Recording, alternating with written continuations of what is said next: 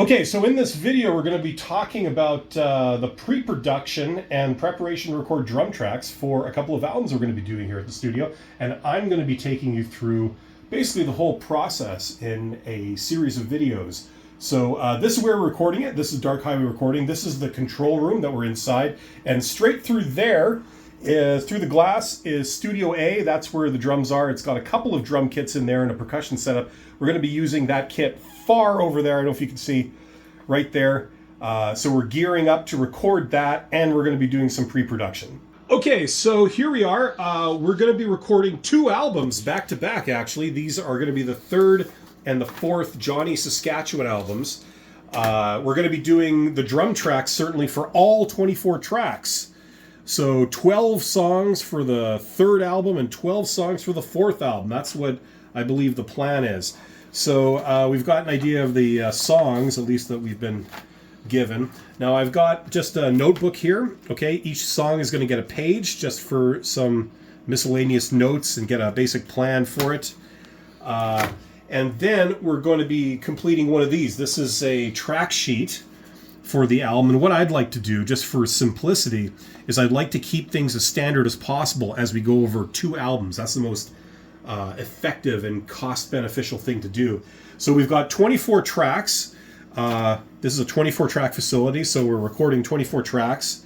And the thing that we have to do also with pre-production, at least for the preparation for the drum tracks, is we're going to decide how we're going to record the drum kit. We could put 24 microphones on the one drum kit and do it that way, but I don't think we're going to be doing that. We're probably going to go with a subset of those. So we have to figure out what we're going to record and how, and then get it all sound checked and ready to go. Okay, this is the recording section. So this is our recorder that we're using for these sessions. This is an Alesis HD24, so 24 track simultaneous digital recording. And these are some patch panels. And in the studio, we've got a lot of inputs, a lot of microphones and other things that we could choose to record. The first decision we're going to have to make is what microphones we're using, how we're going to record that kit. We could have, like I said, we could have 24 microphones on the kit, but I don't think we're going to do that. This band is actually very easy to record. They do not use a lot of tracks, so that's going to really simplify things for us. So the first order of business is figuring out what we're going to record, and then we're going to go in there and set it all up, make sure it's working. We also have to prepare the recorder, make sure that we've got 24 tracks made that we're going to record the material into, and everything is a catalog, everything is documented, and a lot of that sort of busy work that just you have to do in the studio.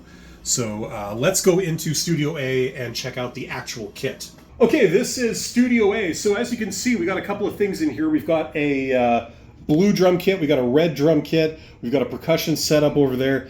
This room is kind of in disarray right now. It's been used for other purposes, and it's really overdue for some kind of overhaul. But what we're going to do is we're going to be recording the blue kit way back there, and it's got some old heads on it and things. We have to go over there. We have to make sure that the kit is in good condition and it sounds okay. Then the next step is to get all the microphones and everything, get it recorded fine, and sound check all that. And that's what we're going to do. So let's go over there and check it out. Okay, this is the kit that we're using here. As you can see, it's got some used drum heads on there. We may have to replace those. But the first thing to do is get this thing sounding good. So what you've got is you got a snare, you got two mics on the top, you got one SM57 on the bottom. The kick, you've got a D112 inside, and then you have a sub-kick mic out front. We have 3 toms on this kit. This kit is like overhaul for what we're doing, or overkill for what we're doing here. You got 3 toms. Each of them has an MD421 on the top, and then they have various mics on the bottom. They have 2 SM57s on the bottom of the toms here, and then you have a D112 on the bottom of the floor tom.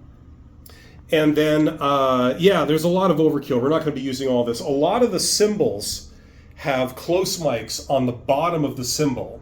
So we've got, yeah, like there's one under the China, one under the Ride. There's another China Splash. There's an EFX here. You got cymbals up here. You've got two overheads and an XY. I really like the XY configuration. It sounds so much better than others. And then you've got two rooms over there. And then out that corridor, you've got 30 feet of corridor, and then you've got other possibilities for more distant mics that I've used in the past. This is way overkill. I mean, I'm thinking we can get away with like 8 to 10 mics tops, just a nice tight basic drum sound, and that's what we'll end up doing. So we've got our work cut out for us. Step 1, get the kit sounding good. Step 2, get the mics on it, sound check everything, make sure it sounds good. And step 3, get some basic pre-production ready, document everything, and then we're ready for the band. So I will be doing more videos in this series, taking you right through the whole recording process. So stick around if you're interested in that. Thanks very much. Take care.